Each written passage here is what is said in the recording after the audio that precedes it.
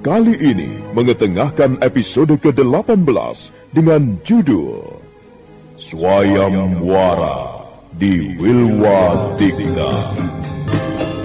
Dalam seri ke-515 ini didukung oleh para pemain Chris Urspon sebagai Rakuti, Rusli sebagai Rasemi, Sunario sebagai Arya Tadah, Hari Akik sebagai Bekal Gajah Mada, Amir sebagai Kuda Parasuta, dan Asdi Suhastra, pembawa cerita. Selamat menikmati.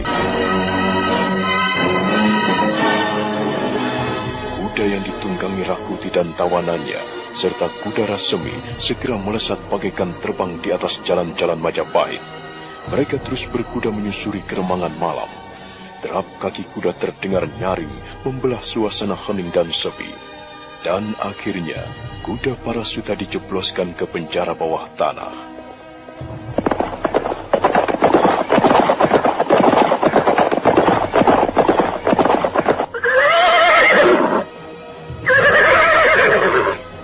Dan masukkan ke dalam gua penjara ini. Awas, jangan sampai lepas ikatan tangannya. Hei, manusia kejam. Apa salah dan dosaku? Kalian masukkan ke dalam penjara bawah tanah ini. Sudah, jangan banyak bicara kau. Ikuti perintah agar kau selamat. Kalian benar-benar keji, kejam, bengis. Manusia tak tahu diri. Hatiku tidak rela diperlakukan dengan sewenang-wenang seperti ini. Ayo lepaskan, lepaskan. Tutup mulutmu.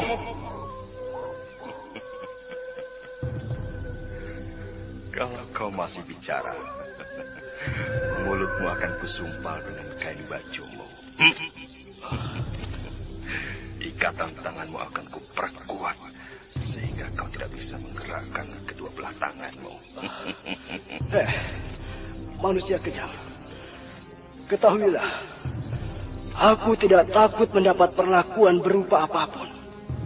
Dengan tindakan kalian yang busuk ini, kelak akan ketahuan siapa yang benar dan siapa yang salah. Sudahlah, jangan banyak komentar. Percuma bicara banyak, karena sekarang ini kau sudah berada di tanganku. Dan kau tahu sendiri, sekarang ini aku bisa mempermainkanmu sesuka hatiku. Nasibmu berada di tanganku. Nyawamu berada di ujung bilah tombakku ini. Lihat, kilatan cahaya dari tombakku ini bagaikan sudah mau minta kurban nyawamu.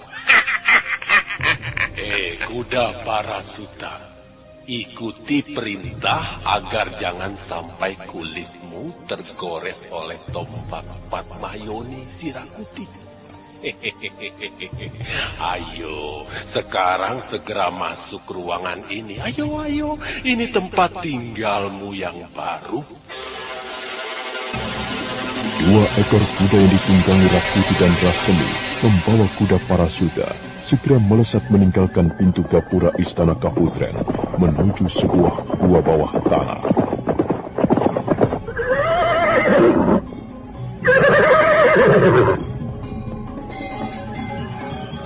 Mari, kita seret orang ini. Masukkan ke dalam ruang bawah tanah. Awas, jangan sampai lepas. Cepat. Apa salahku? Aku dimasukkan ke dalam penjara. Sudah diam, jangan banyak bicara. Ikuti kemauanku. Kalian benar-benar keji, kejam, bengis, tak berperi kemanusiaan. Tutup mulutmu. Kalau kau masih bicara, mulutmu akan kusumpal dengan kain bajumu. Aku tidak takut perlakuan apapun pada diriku, karena aku tidak bersalah. Justru kalianlah yang berlaku sewenang-wenang, dan itu letak kesalahan besar yang kalian sandang. Tindakan kalian inilah yang akan membuktikan siapa yang benar dan siapa yang salah. Sudahlah, kau tidak usah banyak komentar, karena kau sudah berada di tanganku. Dan ingat, sekarang ini aku bisa mempermainkanmu sesuai dengan kemauanku. Nasibmu berada di tanganku. Nyawamu berada di ujung bilah tombakku ini. Kuda Parasuta, ikuti perintah agar jangan kau kena tombak Patmayoni Rakuti. Ayo, sekarang masuklah ke dalam ruangan ini. Ini tempat tinggalmu yang baru. Kuda Parasuta diseret dengan kejam, dimasukkan ke dalam gua bawah tanah. Sementara itu, para prajurit penjaga istana Kaputren menjadi geger.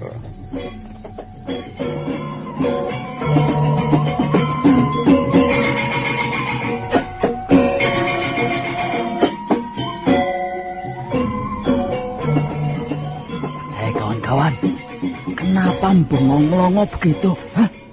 Apakah kalian tidak melihat kawan kita diculik orang tak dikenal?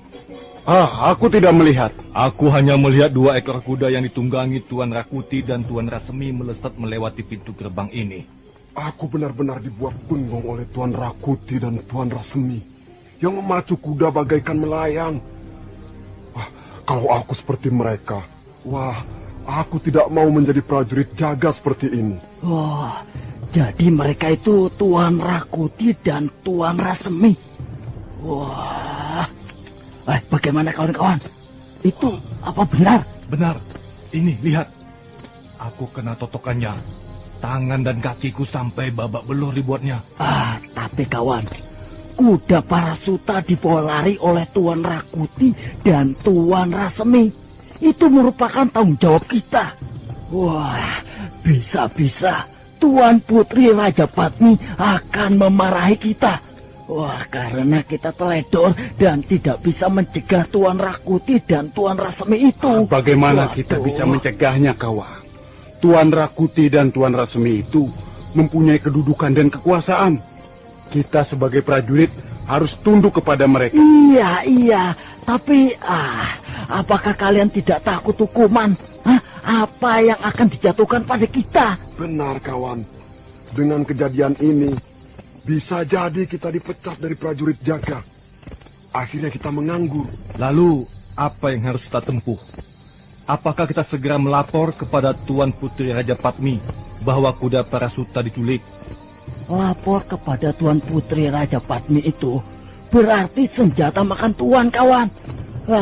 Lebih baik kita mencari jalan lain yang lebih aman. Bagaimana? Kok diam saja? Memang kalau kita melapor kepada Tuan Putri, pasti Tuan Putri akan memecat kita. Itu yang kita khawatirkan, kawan. Lalu sebaiknya bagaimana? Kita cari kuda Parasuta sampai ketemu. Sulit. Sebagai seorang prajurit, tidak bisa dengan semaunya menggeledah seluruh wilayah kerajaan. Bahkan kalau itu kita lakukan, bisa jadi kita akan ditangkap dan dijebloskan dalam penjara. Mati kita. Makanya kita mencari jalan yang paling aman. Maksudku, kita tidak perlu bertindak, melainkan kita melapor kepada seorang pejabat. Enak saja, lapor kepada seorang pejabat. Tuan Rakuti dan Tuan Rasemi itu pejabat kerajaan. Beliau merupakan orang yang bisa bertindak atas nama raja. Nah, apakah mungkin kita melapor kepada pejabat yang lain? Kukira memang tidak mungkin, karena pejabat yang lain pun berada di bawah pengawasan Tuan Rakuti dan Tuan Rasemi yang bertugas sebagai pengalasan Winesuka. Maka tidak mungkin pejabat yang kita lapori akan bertindak mencari kuda Parasuta itu. Begini saja. Sekarang pembagian tugas. Kalian tetap bertugas menjaga di sini. Sedangkan aku yang akan berusaha mencari jejak di mana kuda Parasuta itu berada. Wah. Benar-benar ksatria kau. Loh, kalian tahu, kuda Parasuta itu bertugas jaga bersamaku di pintu gapura istana Kaputren. Dan tugas tersebut atas perintah Tuan Putri Raja Patmi. Nah, makanya aku pun bertanggung jawab atas keselamatan rekanku itu. Apakah malam ini kau akan meninggalkan tugas? Sebaiknya begitu, kawan. Malam ini aku akan berusaha menyusup ke salah seorang pejabat bekal mada. Apakah beliau bersedia menemanimu mencari kuda Parasuta? Pokoknya aku segera lapor kepada beliau. Dan sebelum fajar nanti, aku akan segera kembali. Nah, sekarang salah satu dari kalian menggantikan tugasku di pintu gapura istana Kaputren ini. Baik, aku yang akan bertugas di sana.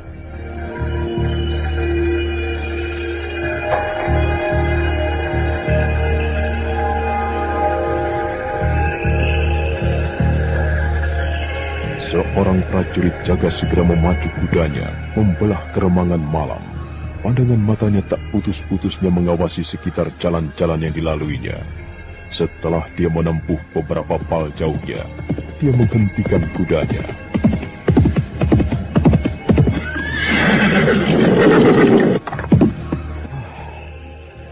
Siapa yang berkuda tengah malam begini? Oh, seorang prajurit. Ada apa? Apakah aku diminta menghadap Gusti Prabu? Permisi, Tuan Bekelmada. Oh, prajurit. Ada apa malam-malam begini datang kemari? Rupa-rupanya Tuan Bekel sudah tahu kedatangan saya. Tengah malam begini berada di luar rumah. Iya. Memang aku biasa pada tengah malam seperti ini berada di luar rumah. Apa keperluanmu datang kemari? Iya. Memang ada sesuatu yang penting perlu saya sampaikan kepada Tuan Bekelmada. Tetapi apakah saya pantas menyampaikan kepada Tuan di luar seperti ini? Kalau begitu, ayo masuk. Terima kasih, Tuan.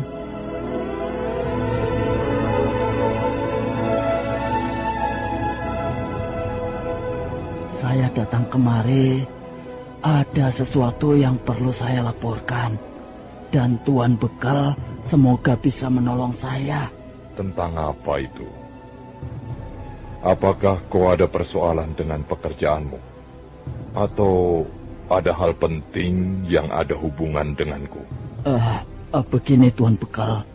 Saya seorang prajurit jaga di Istana Kaputren. Saya tidak tahu apa yang seharusnya saya lakukan. Prajurit, tidak usah berbelit-belit. Coba, bicaralah terus terang saja, agar aku tahu persoalanmu. Kawan saya, Tuan. Kawan saya yang bernama Kuda Parasuta. Kuda Parasuta? Iya, aku tahu. Kenapa dia? Begini, Tuan. Pada saat saya dan Kuda Parasuta bertugas jaga di Istana Kaputren, tiba-tiba Tuan Rakuti dan Tuan Rasemi menangkap dan langsung dibawa lari.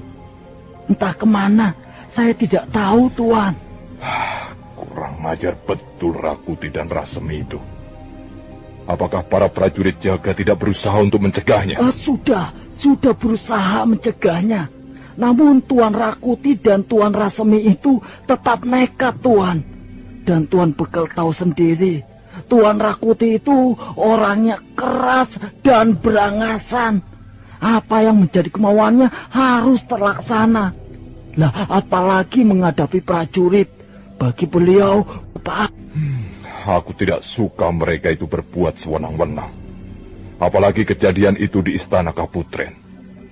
Berarti ini sudah merendahkan derajat dan martabat para putri kerajaan. Iya, tetapi bagi para prajurit jaga, jelas tidak bisa berbuat apa-apa, Tuan.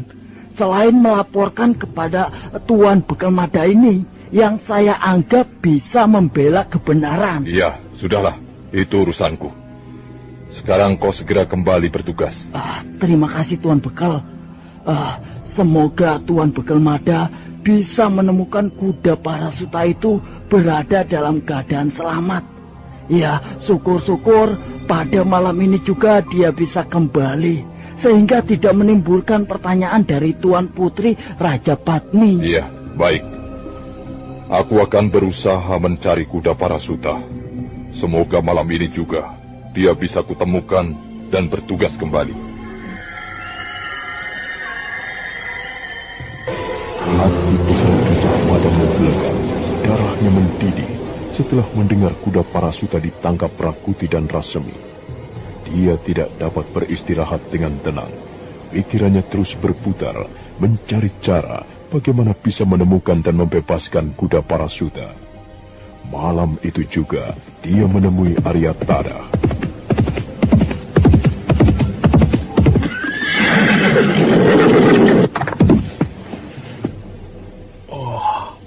Adimada, kukira siapa?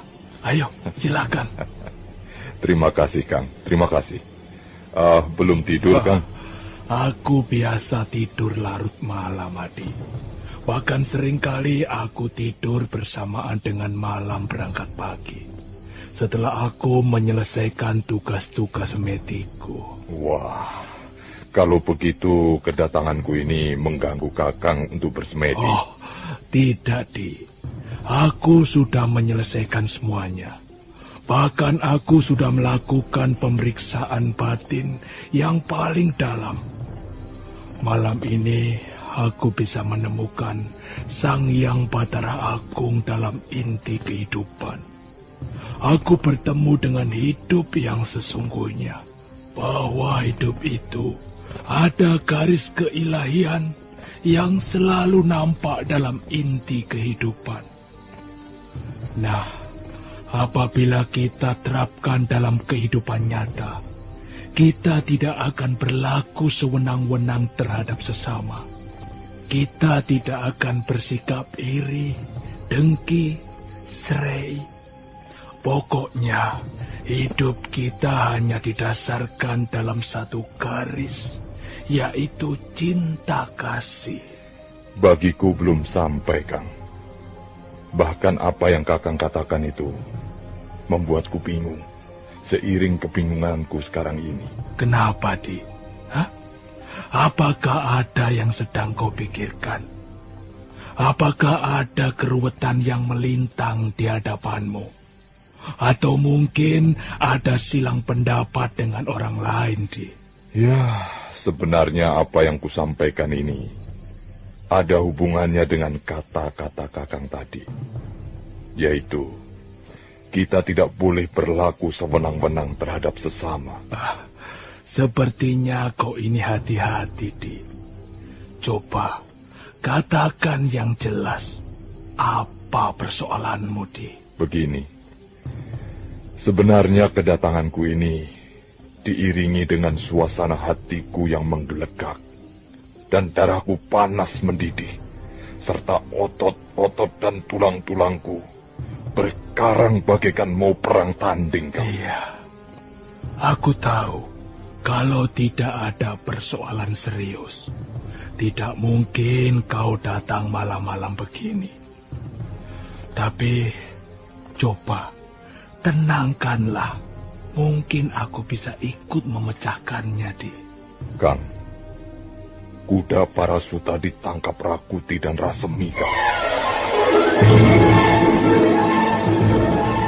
Nah, apakah ini tidak sewenang-wenang namanya? Aku harus membebaskannya. Aku harus bisa mengungkap kejahatan mereka itu, Kang. Tenang, Di. Tenang. Kau tidak perlu emosi. Kendalikan dirimu. Kau jangan gegabah. Aku ini tidak gegabah, Kang. Oleh karena itu, aku minta dukunganmu.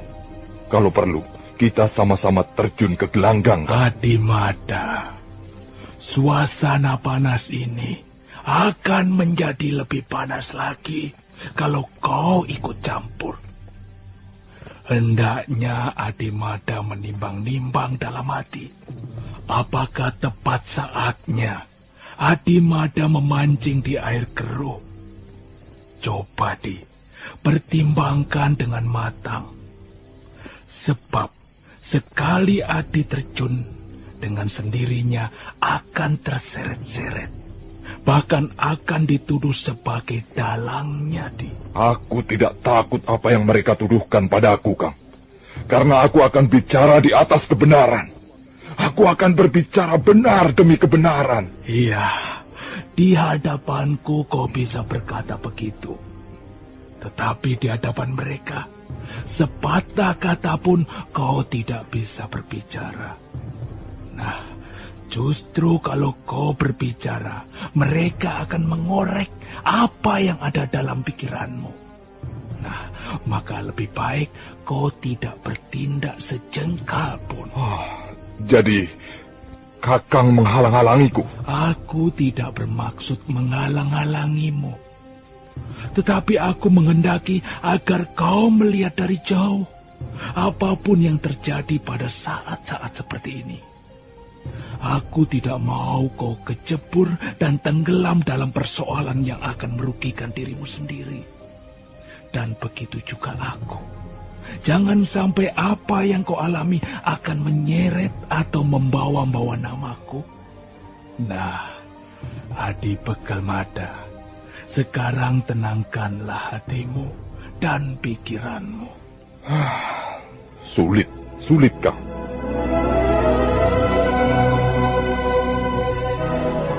Arya Tada tak henti-hentinya menasehati Bekal Gajah Mada agar jangan bertindak apa-apa. Sementara itu, di penjara bawah tanah, Kuda Parasuta tak henti-hentinya mendapat perlakuan sewenang-wenang. Kuda Parasuta, keselamatan jiwamu berada di telapak tangan Rakuti. Nah, sekarang jawablah. Jawab semua pertanyaan-pertanyaanku dengan jujur, jelas, dan tidak berbelit-belit. Kenapa harus berbelit-belit? Aku tidak biasa bicara berbelit-belit. Dan aku tidak biasa menjawab pertanyaan yang bertele-tele. Baik. Hei, Kuda Parasuta. Sekarang ini kita saling bertatapan muka. Aku dapat melihat dengan jelas guratan-guratan kulit wajahmu. Begitupun kau dapat melihat dengan jelas wajahku. Nah, dari guratan kulit wajahmu, aku dapat menduga bahwa kau orang yang berani berterus terang. Maka jawablah pertanyaanku ini, Kuda Parasuta. Apakah kau pemilik kain cadar merah ini? Ayo jawab! Jawab! Hei! Kenapa kau diam saja? Ayo jawab. Jawab sekali lagi. Jawab. Awas kalau tetap bungkam. Ini hadiahnya.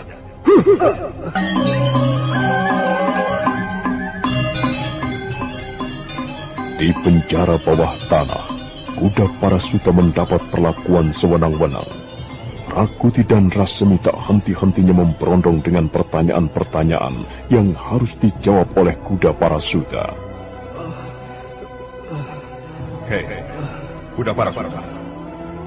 Keselamatan jiwamu berada di telapak tanganku. Jawablah pertanyaan-pertanyaanku dengan jujur, jelas, dan tidak berbelit-belit. Aku tidak biasa bicara berbelit-belit. Apalagi bertele-tele. Baik. Sekarang ini, kita saling bertatap muka. Aku bisa melihat guratan-guratan kulit wajahmu. Begitupun kau. Nah, jawablah pertanyaanku. Apakah benar kau sebagai pemilik kain cadar merah ini? Ayo jawab! Jawab! Kenapa kau diam saja? Jawab! Awas kalau kau tetap bungkam.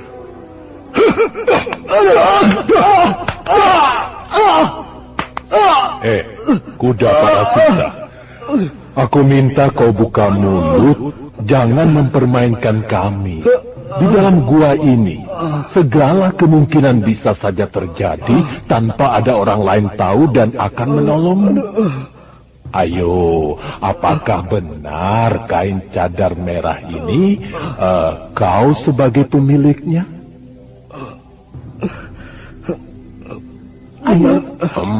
Benar, Tuan.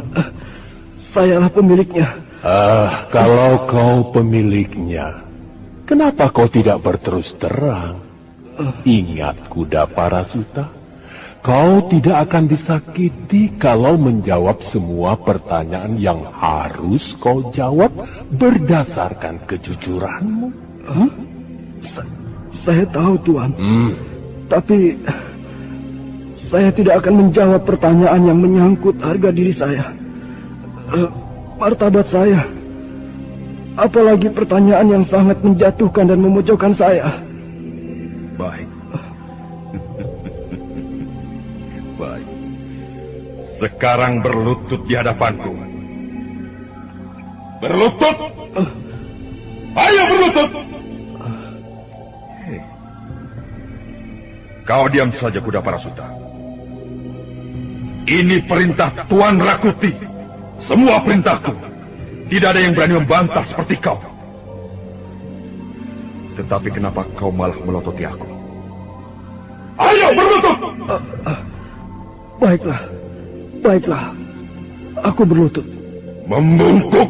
Rakuti, kau jangan berbuat macam-macam dengan kuda Parasuta ini. Karena kita menawan kuda Parasuta ini bermaksud mengorek keterangan-keterangan yang berharga demi menyingkap tabir pemberontakan yang terjadi di Japan. Baiklah. Aku tidak bermaksud menyakitimu. Nah, sekarang aku tahu.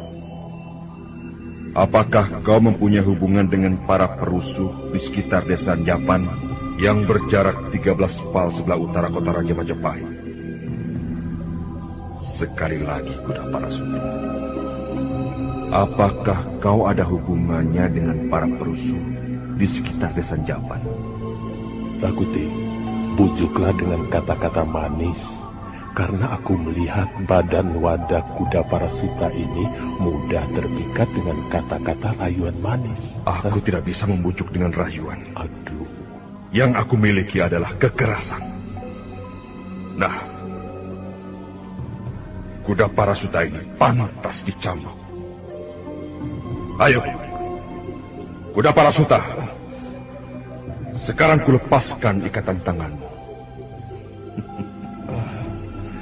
Tanganmu sekarang bebas bergerak. Namun itu berarti pula aku bebas memperlakukanmu. Nah, terimalah cambuk ini. Nih, terimalah.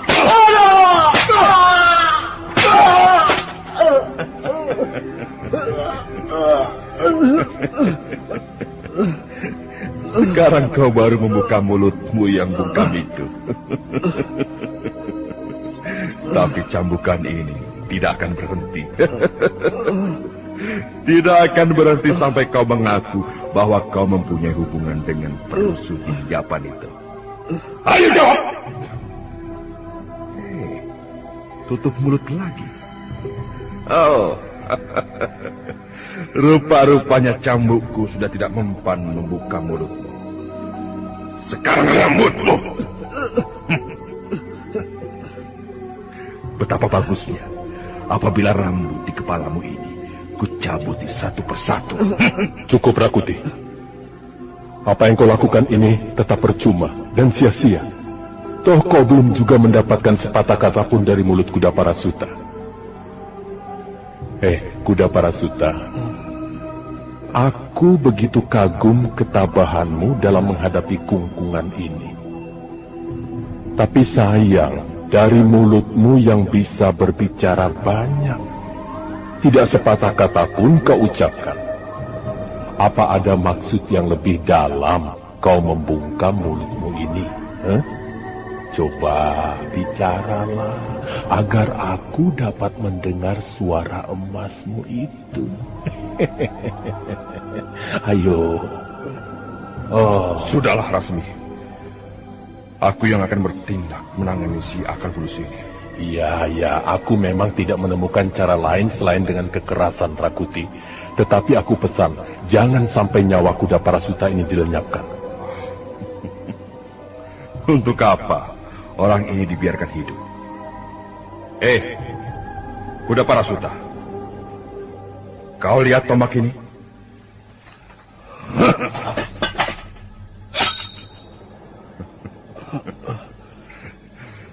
Sekarang ini, aku sudah tidak tahan lagi keinginanku menggoreskan bilah tombak ini di sekujur tubuhmu. Kau boleh mengelak, menahan setiap ayunan sabetan tombak ini.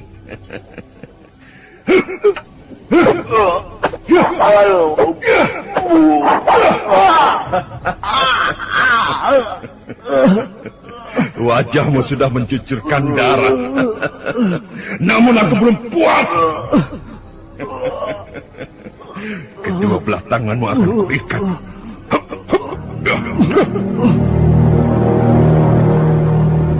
Nah, kau tidak bisa berkutik. Rasmi, Tolong lempengan batu itu. Orang ini tidak boleh memiliki jari-jari tangan lagi. Kuda Parasuta, apakah kau tahu apa yang bakal terjadi pada dirimu? Kau lihat ini, jari-jari tanganmu sudah berada di atas lempengan batu. Aku sebetulnya tidak tega melihat darah mengalir di atas lempengan batu ini. Nah, Kuda Parasuta, apakah kau masih tetap bungkam? Ini merupakan kesempatan terakhirmu untuk membeberkan keterlibatanmu dalam kerusuhan yang terjadi di desa Japan itu.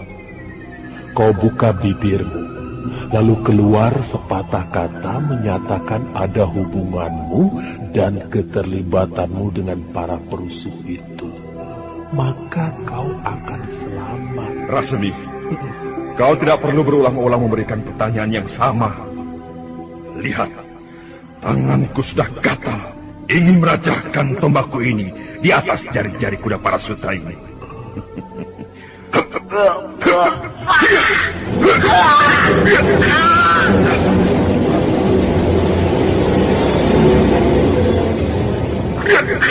Dari tangan Kuda Parasuta ditemukan, darah mengalir membasahi lempengan batu. Namun Kuda Parasuta tetap diam, bahkan bibirnya bertambah rapat mengatu. Kuda Parasuta, ini pertanyaan terakhirku, dan harus kau jawab.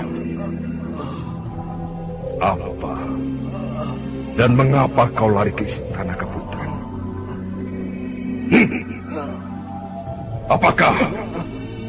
Belum sampai Rakuti meneruskan pertanyaannya, tiba-tiba Kuda Parasuta pingsan. Setelah itu, Kuda Parasuta ditinggal sendirian di penjara. Rakuti dan Rasmi berpesan pada dua orang prajurit jaga agar mengawasi dengan waspada. Apakah tawanan yang disiksa itu masih berbahaya? Kenapa kau bilang begitu? Tadi sebelum Tuan Rakuti dan Tuan Rasmi pergi, beliau berpesan kepada kita agar tetap mewaspadai tawanan itu. Walaupun beliau tidak berpesan, toh kita tetap mewaspadainya. Sebab kalau dia lari, kitalah yang kena getahnya atau akibatnya. Iya, tapi menurut pendapatku, dia sudah tidak berbahaya. Bagaimana tawanan itu bisa lari? Tangannya saja sudah diremukkan. Bukan tangannya, tapi jari-jari tangannya diremukkan oleh Tuan Rakuti. Aku ngeri melihatnya. Darah mengalir sampai membasahi lempengan batu, sehingga lempengan batu itu berwarna merah. Alah, melihat begitu saja ngeri. Aku pernah melihat tawanan dihukum picis. Coba, apakah tidak lebih ngeri? Ya, ngeri juga. Tapi sekarang tawanan yang kita jaga di penjara ini belum tentu bersalah. Kalau tawanan itu sudah tentu orang yang bersalah. Ya mungkin dia pengkhianat negara atau makar pemerintah. Kukira tidak mungkin. Karena saya lihat orangnya nampak alim, sabar dan tabah. Kalau dia seorang pengkhianat atau seorang makar, akan nampak orangnya berpenampilan keras, berangasan. Justru orang yang nampak alim itu yang menyimpan wisa dan bara dendam.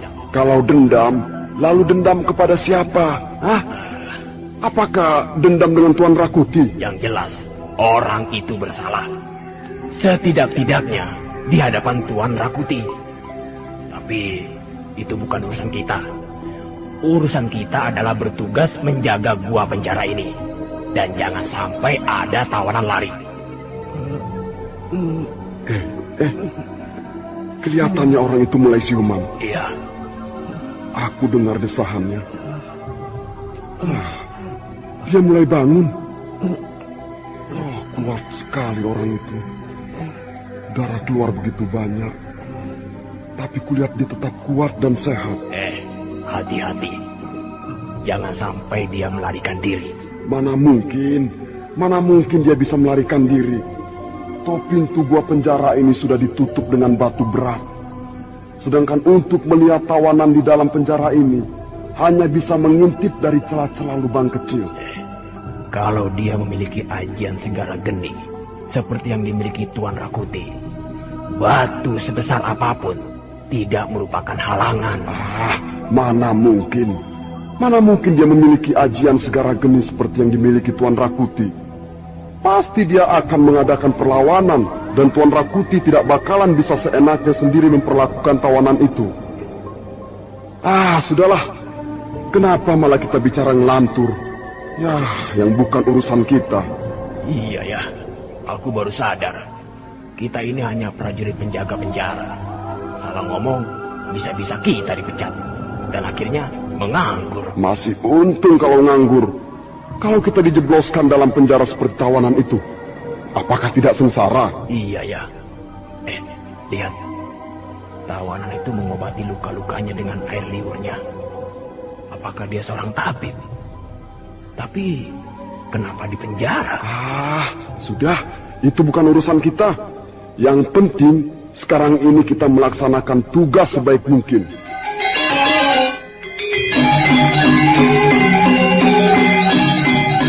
Kuda Parasuta mulai siuman. Dia mengobati luka-luka pada jari tangannya dengan air liurnya. Kemudian dia berdiri dan mengamati dinding-dinding gua penjara. Sementara itu, Mapatih Ramapati memanggil Rakuti dan Rasemi menghadap. Bagus. Kalian datang tepat pada waktunya. Aku senang kalian masih menghargaiku. Kalian masih mau mengerti maksud dan tujuanku. Kalian kupanggil ini. Apakah selama ini saya tidak menepati panggilan Gusti Mapati? Seingat saya, belum pernah melanggar titah Gusti Mapati. Begitupun saya, Gusti Mapati. Saya selalu setia dan menepati janji Gusti Mapati. Nah, kalau Gusti Mapati mengatakan bahwa kami masih menghargai dan mengerti Gusti Mapati, dalam benak kami timbul praduga yang berlawanan dengan apa yang dimaksud Gusti Mapati. Ya, aku senang kau bisa berpikir ke arah itu. Dan sekarang ini kita berbicara enam mata. Mengapa tidak seperti biasanya, Gusti? Karena aku hanya menginginkan kalian berdua saja. Dan persoalannya hanya menyangkut kalian. Karena kalianlah yang telah melanggar tata aturan pemerintahan. Terus terang, aku tidak senang dengan tindakan kalian baru-baru ini. Kalian telah menyinggung jabatanku, harga diriku, martabatku sebagai seorang Mapati Hamangkubumi. Kalian telah bertindak sendiri-sendiri tanpa ada perintah. Ini ngawur namanya. Saya tidak mengerti apa yang dimaksudkan Gusti Mapati. Tunggu betul kau ini, Rakuti. Tunggu. Coba. Kau telah menangkap dan memenjarakan kuda Parasuta. Apakah ini tidak melanggar perintahku? Kau dan Rasemi telah bertindak sendiri-sendiri tanpa memberitahu kepada atasan. Apakah ini bukan suatu tindakan sengaja dan bermaksud merongrong kekuasaanku? Sekali lagi, aku benar-benar tersinggung dengan perbuatan kalian ini. Gusti Mapati, saya bertindak menangkap dan memenjarakan kuda Parasuta itu karena ada alasan kuat. Dia bisa kita curigai ada keterlibatannya dengan para perusuh di sekitar desa Japan. Nah, apakah orang seperti itu kita biarkan saja? Benar, Gusti Mapati. Saya dan Rakuti menangkap kuda Parasuta itu jelas ada alasan kuat. Karena kuda Parasuta telah masuk ke Kaputren. Maka sebelum terjadi hal-hal yang akan merugikan dan merusak negeri, lebih baik orang itu ditangkap dan dipenjarakan. Apakah ini melanggar wewenang Gusti Mapati? Jadi itu alasan kalian menangkap dan memenjarakan kuda Parasuta. Tapi langkahmu keliru. Kalian telah melanggar susunan atau tatanan pemerintahan. Dan kalian tahu apa akibatnya. Ya, Gusti. Ya, Gusti. Kami tahu. Ya, bagus. Kalau begitu, kuda Parasuta harus segera dibebaskan karena dia tidak bersalah. Gusti, kalau dia dibebaskan, apakah ini tidak akan membahayakan keamanan negeri, Gusti? Bagaimana bisa membahayakan? Toh selama kau korek di mana letak kesalahannya, kalian tidak menemukan bukti-bukti bahwa dia terlibat dalam kerusuhan di sekitar desa Japan itu. Tapi dia telah memasuki istana Kaputren tanpa izin, Gusti. Itulah letak kesalahannya. Aku tidak mau tahu. Pokoknya kuda Parasuta pada detik ini harus segera dibebaskan.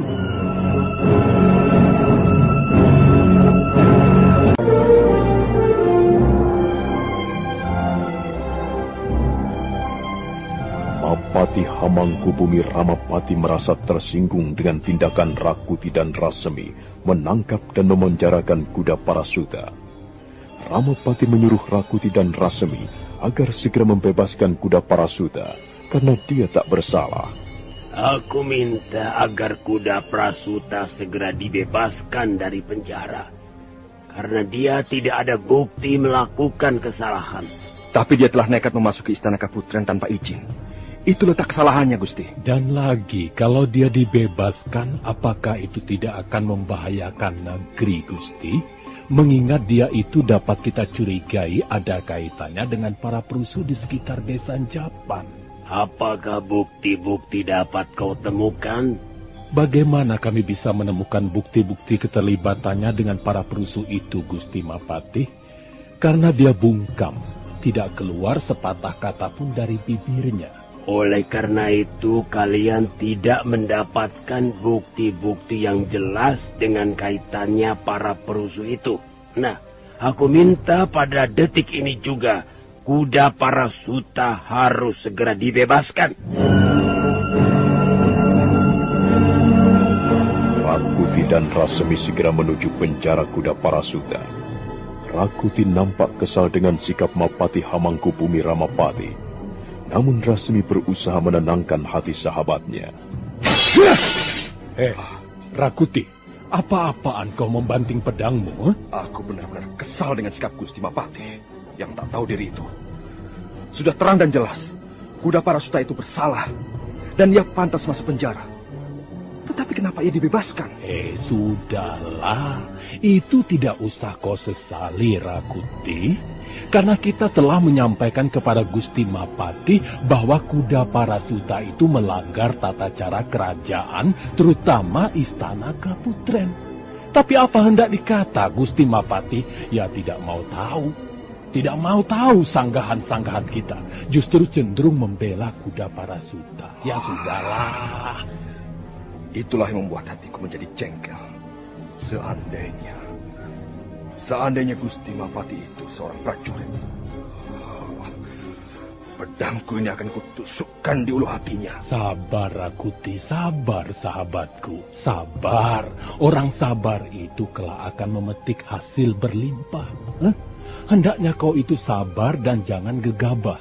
Kau kendalikan sikap bicaramu.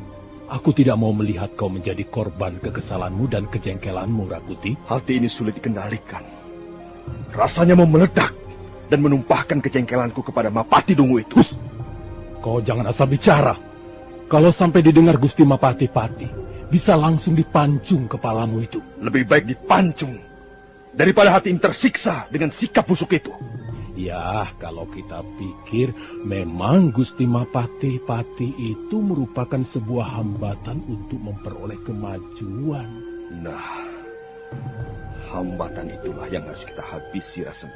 Tapi sepertinya aku sudah tidak sabar. Sekarang ini aku memang bersedia melepaskan kuda Parasuta. Tapi itu tidak berdasarkan menjalankan ketaatanku kepada Gusti Mapati, melainkan hanyalah melaksanakan perintah semata. Ya, kalau begitu mari segera kita lepaskan, agar kita bisa menunjukkan bukti bahwa kita telah melaksanakan perintahnya.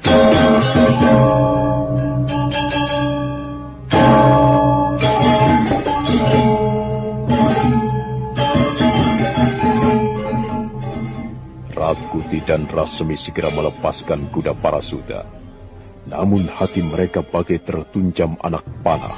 melihat langkah kuda Parasuta ringan tak menanggung beban. Tuh, apa kataku? Tawanan yang kita jaga ini tidak bersalah. Baru beberapa hari di penjara langsung dibebaskan. Ini sebagai bukti bahwa dia tidak bersalah. Iya, tapi jari-jari tangannya sudah terlanjur diremukkan. Apakah ini bukan merupakan siksaan? Dan orang lain yang melihatnya akan mengatakan sebagai bekas narapidana. Bagi seorang ksatria, justru itu merupakan tanda bahwa ia telah membela kebenaran dan berani berkorban demi kebenarannya. Alah, 1001 orang yang memiliki jiwa ksatria. Dan pembuktian bahwa seseorang berjiwa ksatria itu biasanya langsung diketahui banyak orang. Misalnya saja, seorang prajurit maju perang. Ia dengan tekad bulat dan besar menyandang senjata untuk mengadu jiwa raganya. Dan di tengah-tengah perang sedang berkecamuk, berseliweran pedang dan anak panah, ia pantang mundur, maju terus tak gentar. Sedangkan tawanan yang baru dilepaskan itu, aku tidak melihat segimana dia itu seorang ksatria. Iya, memang ukuran seseorang memiliki sifat ksatria itu banyak ragamnya. Orang yang mau menolong dan rela mengorbankan jiwa raganya, itu pun seorang ksatria. Tapi itu bukan urusan kita. Koman kita selalu ngelantur di luar tanggung jawab kita sebagai prajurit jaga.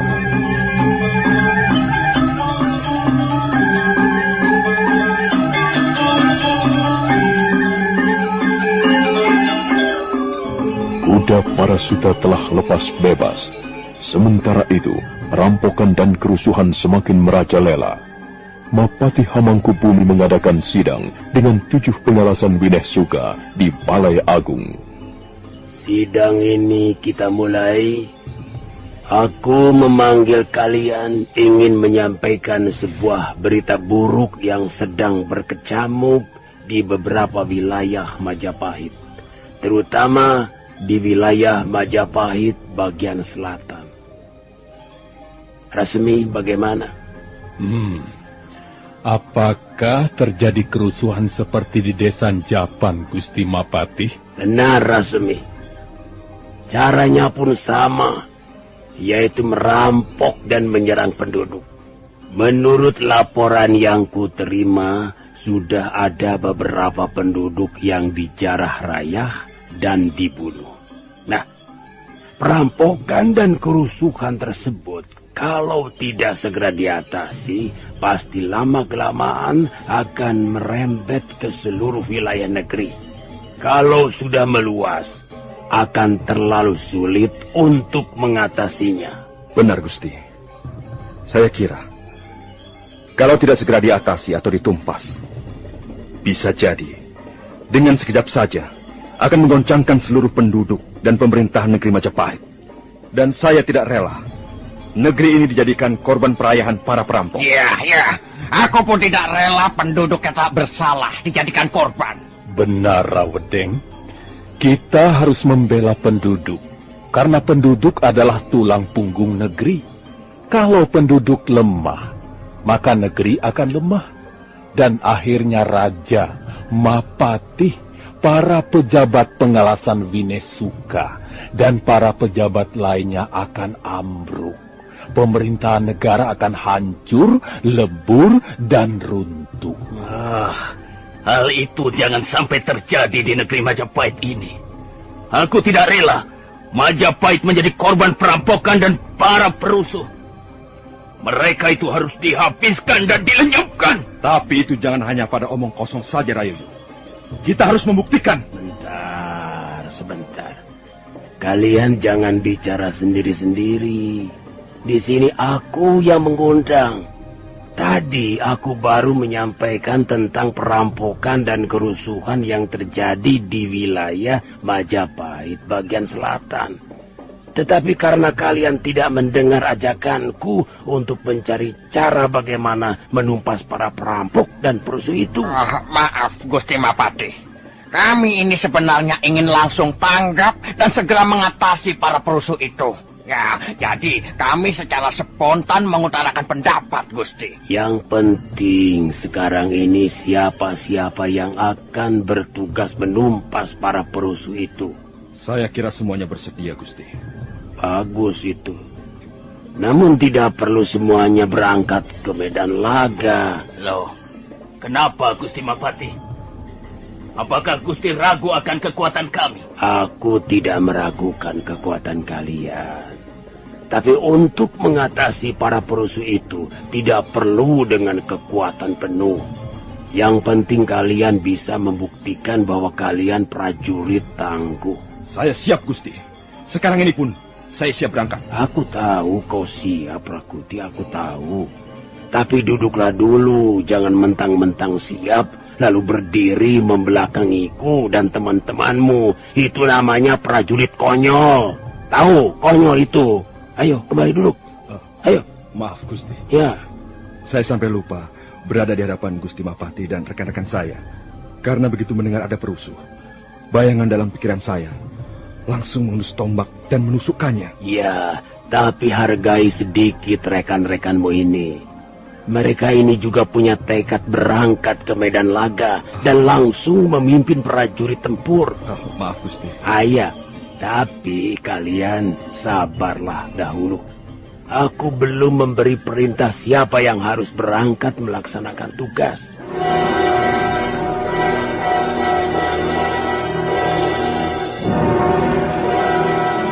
Setelah aku menimbang-nimbang, aku memutuskan ada 4 orang yang harus berangkat memimpin prajurit tempur, yaitu Rasmi, Rakuti, Rawedeng, dan Rayuyu. Siap, Gusti Mapati.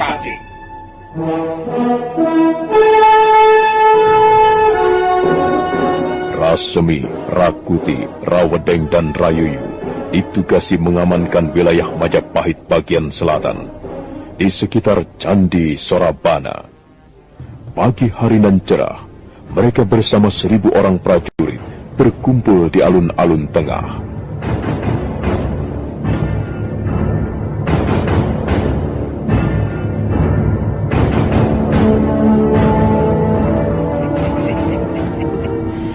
Aku Ramapati, Mapati Hamangkubumi negeri Majapahit. Ternyata aku seorang Mapati yang mempunyai daya pikat. Bicaraku masih didengar dan masih mutajab. Dalam waktu singkat, aku dapat mengumpulkan 1000 prajurit siap dan lengkap dengan persenjataan. Harapanku, semoga mereka dapat menunaikan tugas dengan baik.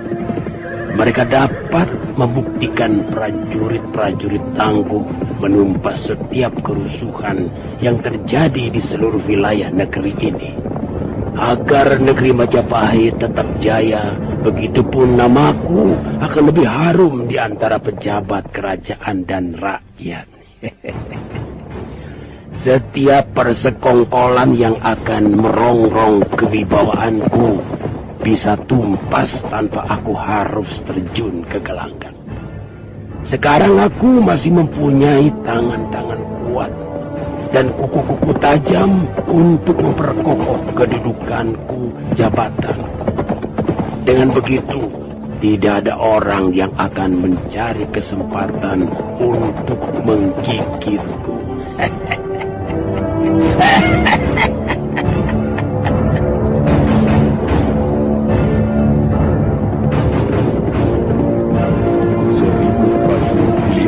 Yang dipimpin Rakuti, Rasmi, Rawedeng, dan Rayuyu dengan gagah berani menuju ke medan perang. Tugas mereka adalah membasmi para pengacau. Matahari mulai mendekati sudut miring di sebelah barat. Mendung hitam mengapung di langit. Pasukan semakin sigap. Mereka mulai memasuki hutan tarik dengan kewaspadaan tinggi.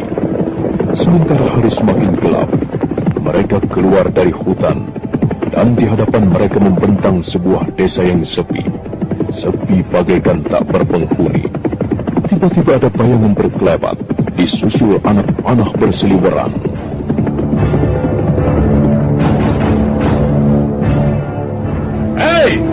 Prajurit, siapkan tombak, pedang dan anak panah.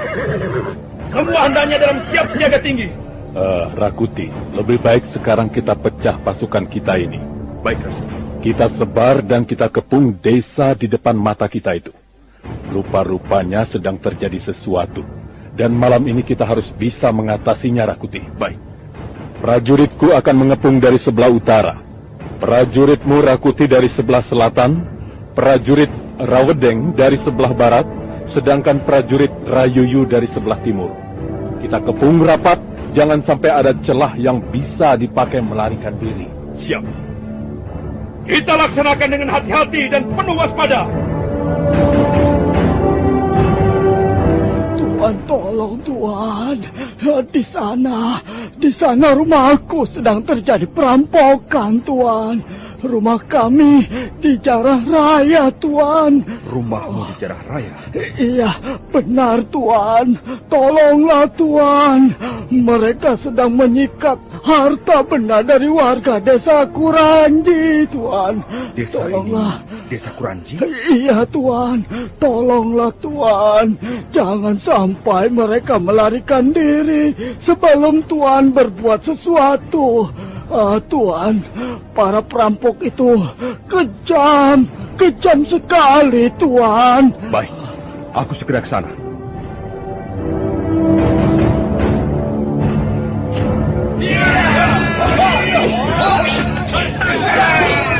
Desak terus perampok itu. Tangkap hidup atau mati. Jangan dibiarkan lolos. Sikat terus. Ya. Kalian orang-orang pengecut, apa maumu?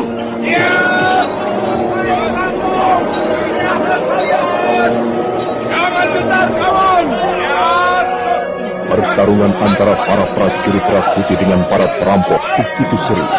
Di kegelapan malam itu, hanya nampak kilatan sabetan-sabetan pedang. Tak seberapa lama, tawanan perampok itu banyak yang terbunuh, dan sisanya melarikan diri.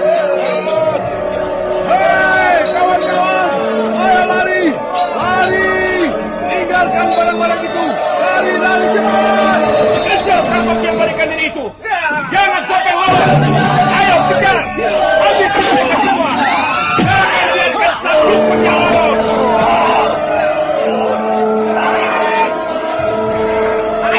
Ayo, kamu kawanan perampok itu.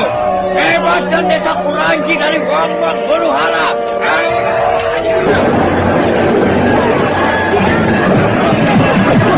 Dengan kekuatan 1.000 orang prajurit Majapahit yang terpilih, Asem dan Rakuti, Rawedeng dan Rayuyu menjalankan tugas dari Gusti Prabu Jayanegara untuk mengamankan wilayah Majapahit bagian selatan, tepatnya di sekitar Candi Sorabana.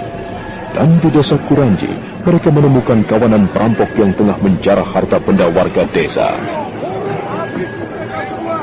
Jangan biarkan seorang pun lolos. Mati bagi sang perampok. Iya. Ayo, kamu kawanan perampok itu. Bebaskan rakyat Kuranji dari wong-wong huru hara. Ayo.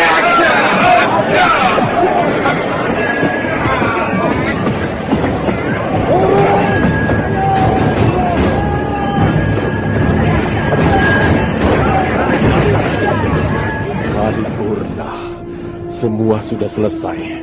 Lalu bagaimana dengan bangkai-bangkai perampok ini? Biarlah warga desa yang menyelesaikannya, Rasmi. Rakuti, ada beberapa yang sempat meloloskan diri. Iya, beberapa prajurit telah kuperintahkan mengejarnya sampai dapat. Sebagian terbunuh dan sisanya lari menyusup ke arah hutan tarim. Sudah, biarkan saja. Pada waktunya nanti mereka pun akan keluar dari sana. Mereka tak akan bisa bertahan lama di hutan tarik.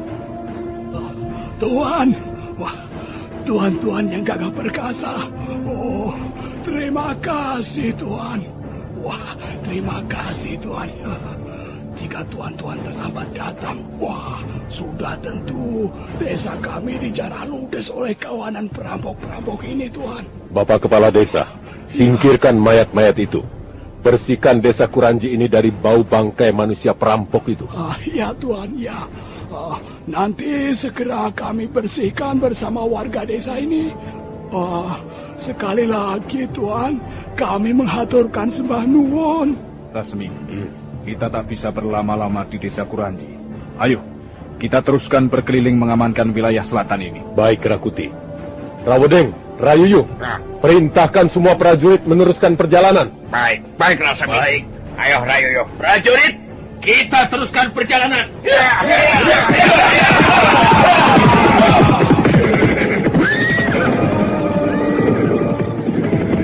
Tugas mengamankan wilayah selatan kota raja berada di pundak para pengalasan Wineh Suka. Rakuti dan Rasmi tak mau melewatkan kesempatan ini begitu saja. Kepercayaan Gusti Prabu harus dilaksanakan sebaik mungkin. Sekarang mereka sampai di kaki Gunung Arjuno. Sepintas lalu keadaan lereng Gunung Arjuno tidak menampakkan tanda-tanda adanya kerusuhan atau perampokan.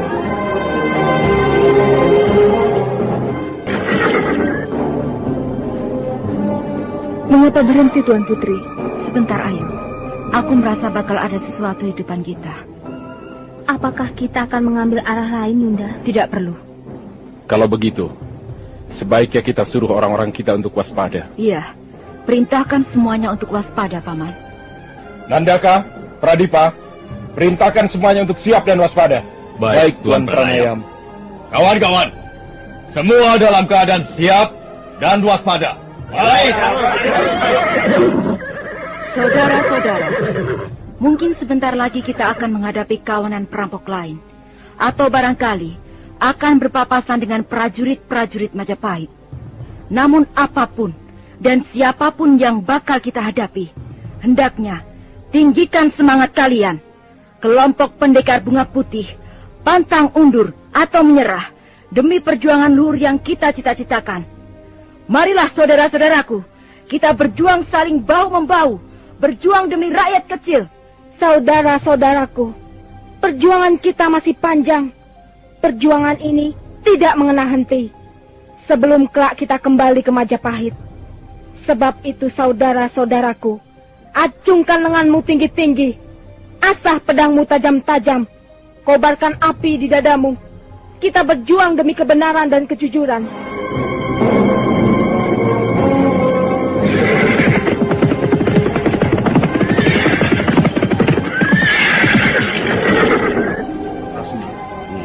Aku seperti melihat kepulan debu di sebelah sana. Ya, benar. Sepertinya kepulan debu itu datang dari serombongan orang-orang berkuda.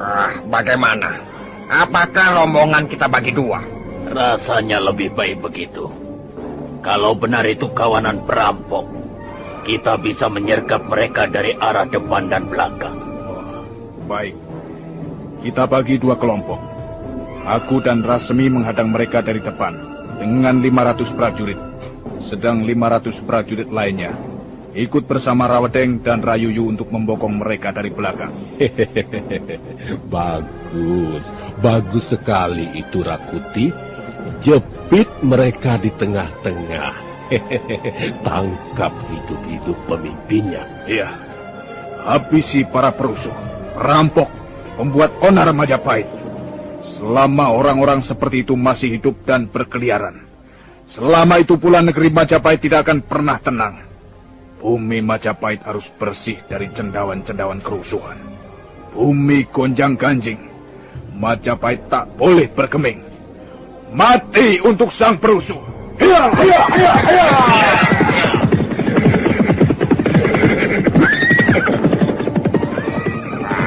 Rayuyu, sepertinya Rakuti kesal dan dendam sekali kepada kaum perusuh Majapahit. Dia sudah jadi orang kepercayaan Gusti Prabu Jayanegara. Apakah kita yang termasuk pengalasan Wineh Suka tidak termasuk orang-orang kepercayaan Gusti Prabu? Kita ini memang orang kepercayaan Gusti Prabu, Rawedeng. Kita adalah orang-orang terdekat Gusti Prabu. Orang yang paling dimanja, disayang. Tetapi Rakuti lain. Dia mampu memperlihatkan dirinya sebagai pahlawan. Mampu menyatakan diri bahwa dia orang terkuat di antara pengalasan Wineh Suka. Itulah sebabnya Gusti Prabu percaya penuh padanya. Sudahlah. Kita tidak boleh kalah cepat dengan Rakuti dan Rasmi. Ayo, Rayuyu. Kita sergap kawanan perampok itu dari arah belakang. Baik, prajurit. Ambil arah ke kanan dan siapkan senjata kalian. Hup,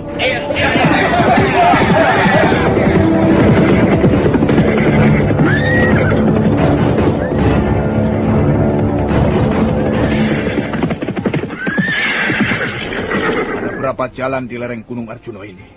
Menurut pimpinan prajurit kita, hanya ada jalan yang satu ini, Rakuti. Sebaiknya ikuti terus jalan ini. Tapi kepulan debu dari orang berkuda di sana tadi tidak kelihatan lagi, Rasemi. Mungkin di depan sana ada kelokan jalan dan tertutup pohon-pohon besar, sehingga kita kehilangan jejak dan tidak bisa melihat debu yang berterbangan itu. Wah, jahanam benar kawanan perampok itu. Seandainya mereka memilih jalan lain yang tidak mempertemukan kita. Tidak, aku yakin ini jalan satu-satunya di lereng Gunung Arjuna. Rasemi, apakah Rawedeng dan Rayuyu sudah mengambil jalan memutar untuk menjepit kawanan perampok? Kukira sudah, Rakuti, dan kawanan perampok tidak mungkin bisa lepas dari kita. Mereka pasti terjepit. Baiklah. Ayo, kita teruskan mengikuti jalan ini. Tunggu, Rakuti, tunggu. Aku mendengar derap kuda mendekat. Apakah bukan rombongan Rawedeng dan Rayuyu? Oh, tidak, bukan itu. Sepertinya jumlah tidak seberapa. Prajurit, bersiaplah!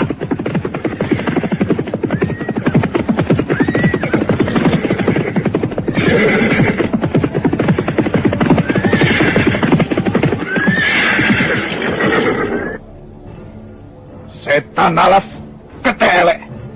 Kenapa malah kalian yang datang? Mana kawanan perampok itu? Kami sudah memutari lereng dari arah yang berlawanan, Rakuti. Tapi tidak secuil pun manusia kami temui. Benar, Rakuti. Tadi malah kami mengira kalian inilah kawanan perampok yang harus kami pokok. Kenapa kita kalah siasat dengan kawanan perusuh itu, Apakah karena mereka lebih menguasai daerah sekitar Gunung Arjuna ini? Iya, kami kira mereka memang lebih tahu seluk-beluk daerah ini daripada kita. Karena jelas-jelas tadi kami melihat kawanan itu. Tapi mengapa tiba-tiba hilang di kelokan jalan? Anehnya, sekarang malah kita dengan kita yang saling berhadapan.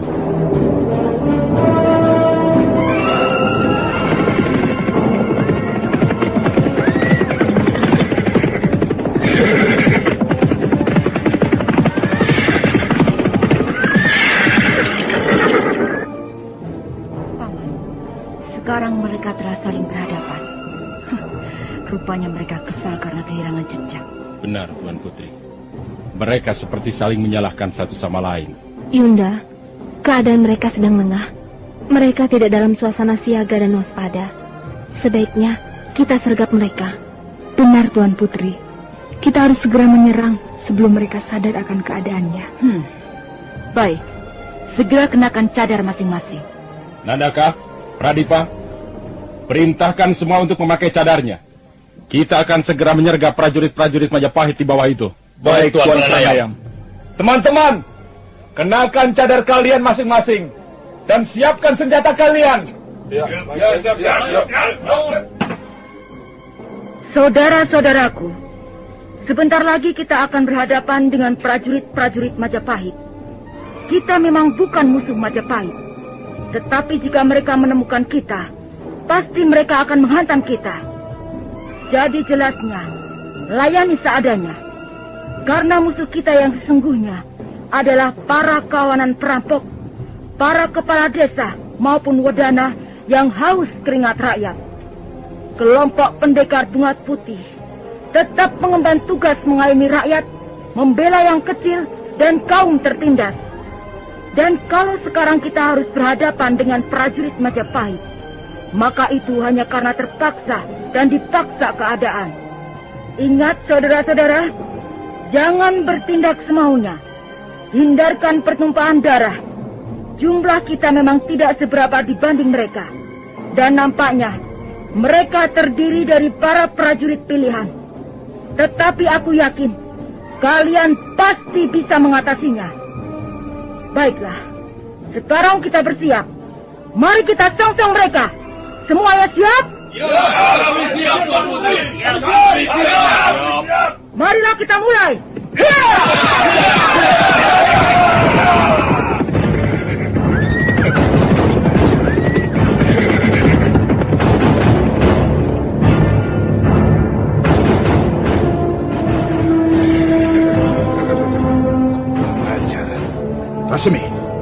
Dari mana mereka datang? Entahlah, tiba-tiba saja mereka muncul. Prajurit, prajurit, hadapi mereka. Ayo prajurit.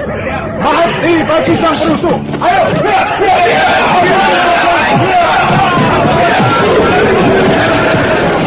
Seketika jalan di lereng Gunung Arjuna pecah oleh suara-suara pertempuran.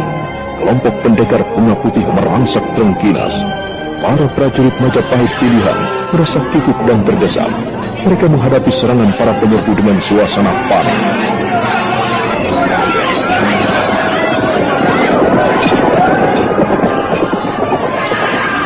Awas, jangan sampai terkecoh. Lihat, lihat, kuat di kanan. Lihat, jepit mereka, bunuh mereka.